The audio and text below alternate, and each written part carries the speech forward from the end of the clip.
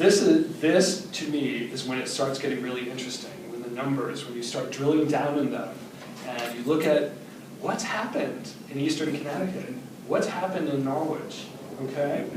The Mohegan-Pequot Fund, the amount of money that the state gets from Mohegan Sun and Foxwoods, okay?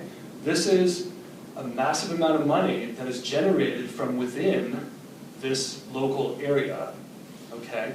That I likened it to the state injects a hypodermic into the region and sort of extracts money and then just sort of dribbles back a little bit.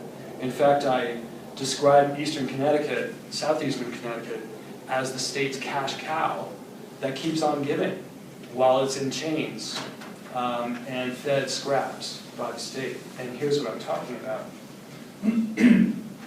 In 2015, the state took in $267 million, $985,849 to be precise, okay? That's down from a peak of $430 million in 2007, right, just before the recession really hit, okay?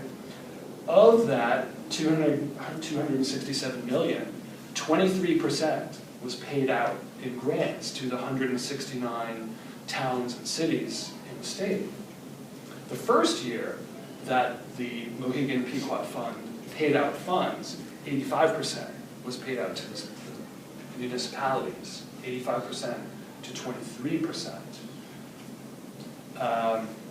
Last year, and I just got this figure today from the state, Norwich received $2 million of the 23%, of the 61 million that was paid out in grants. Okay, so 61 million of 267 million that was taken in. 23% of the total was paid out in grants. Of that,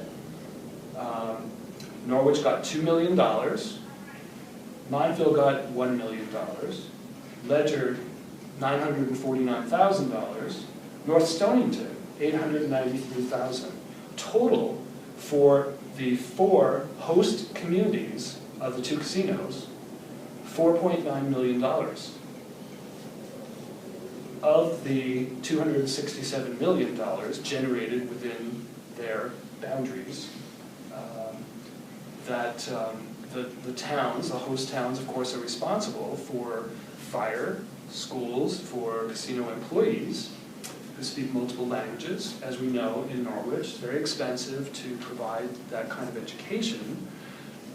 And so the percentage that the host communities received of this fund, 0.183% of the total intake, and of the grants, the 61 million, 0.079%, not even 1%, coming back to the towns that are most impacted by the presence of the casinos.